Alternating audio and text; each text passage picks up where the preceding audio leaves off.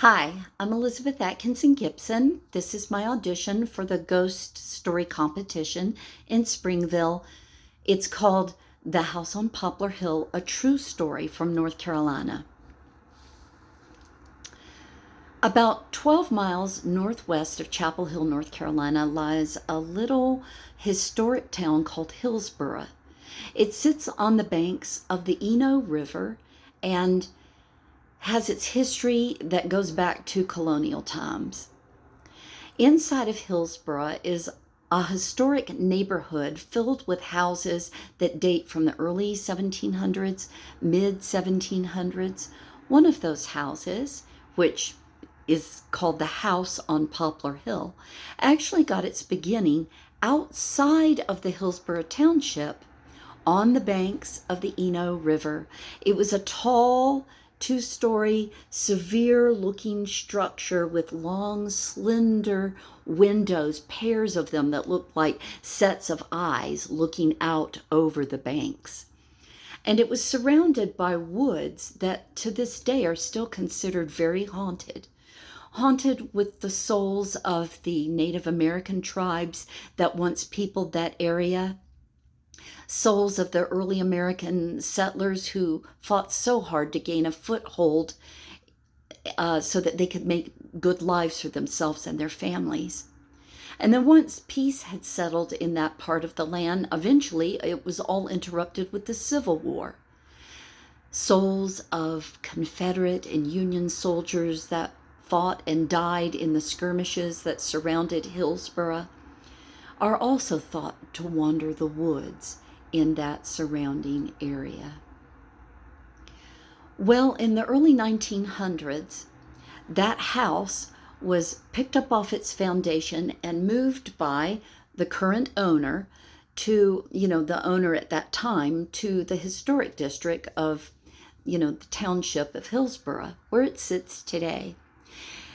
Ever since that time, the owners and sometimes the renters have switched hands so many times that people have only lived inside the house for maybe a year or maybe two at the very most. And then the house would sit quiet for a number of years. Then someone else would move in and move out very quickly. The most famous owners to live in that house were Tom and Brooke Maxwell. They took ownership September 3rd, 2014. Now, Tom Maxwell was the famous lead guitarist of the Squirrel Nut Zippers, a rock group from the 1990s. They were seeking to find a more rural way of life to raise their children in and get them away from the difficulties of living in a more urban environment. So they fell in love with this house. Again, it was very severe. They decided to feather their nest and make it more like home and, try to claim it as their own. But very shortly after moving in, they realized that they were not alone. One day, Brooke was showing the outside property to her mother. They were out in the back, looking all around, when suddenly they both turned back towards the house again. There, off to the side where there was a grove of poplar trees, they saw the figure of a woman dressed in colonial outfit. She was staring off in the distance, her hand on a poplar tree. They stood there kind of transfixed, watching this woman, when suddenly she disappeared. A number of days later, Tom was on the front porch, sitting there enjoying an early fall evening. Off to the right, suddenly, something caught his eye. He turned to look, and there, from the bushes, came a young Native American brave walking across the front lawn, and he disappeared off to the left in some bushes. Then there was a spirit that they named the Smiling Woman, who would appear to have her perimeter in the kitchen of the house. Sometimes when Brooke was making dinner, she would feel something kind of behind her and turn and look, and there was the Smiling Woman, dressed in contemporary dress, just standing behind her. As soon as Brooke turned around, the woman would disappear. Her favorite thing to do, it seemed to be, was to stare at the family while they were having dinner. They would be in the adjoining dining room when suddenly they would turn around towards the kitchen, and there was the smiling woman looking around the corner of the door at them, just smiling. And then she would turn upright and disappear around the corner of the door.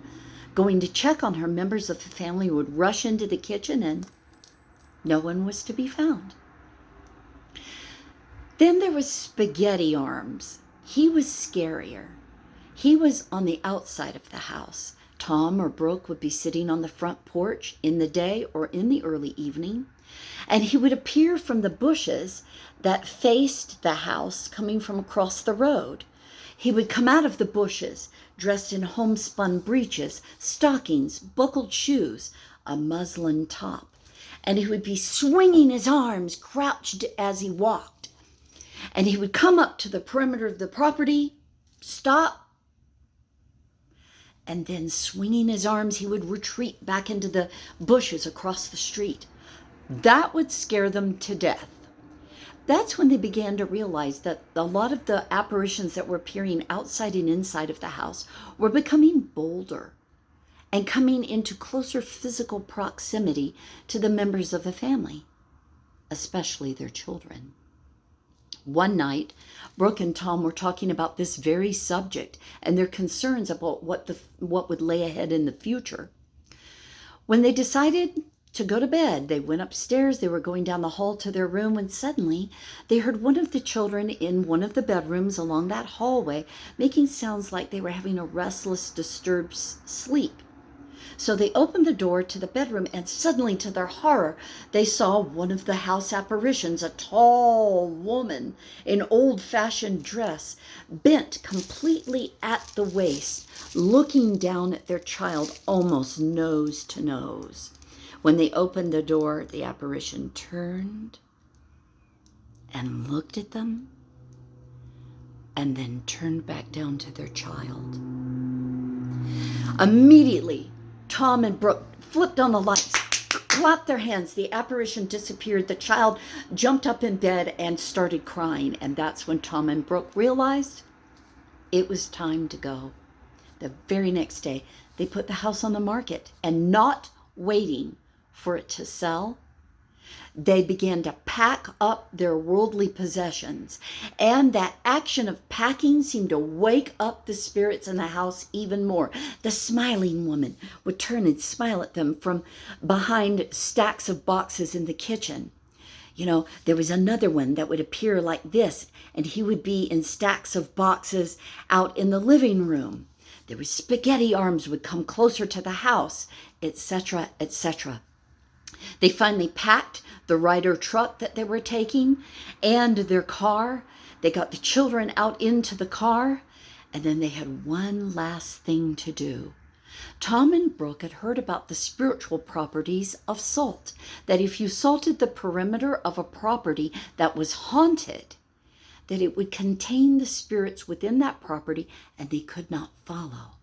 And they did not want to be followed. So they got boxes of salt, and prior to leaving, they salted the entire perimeter of the property.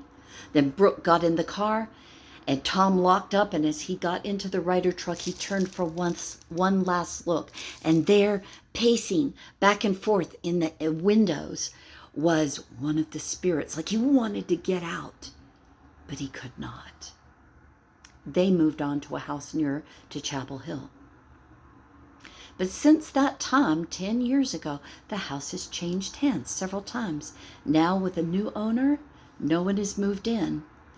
But the house, now since Tom and Brooke have gone public with their stories, sits solidly in the nightly ghost tour of the historic district in Hillsborough. People stand on the perimeter of the property and look towards the vacant windows like eyes, and they wonder what's going on in there. And if new people move in, what will happen?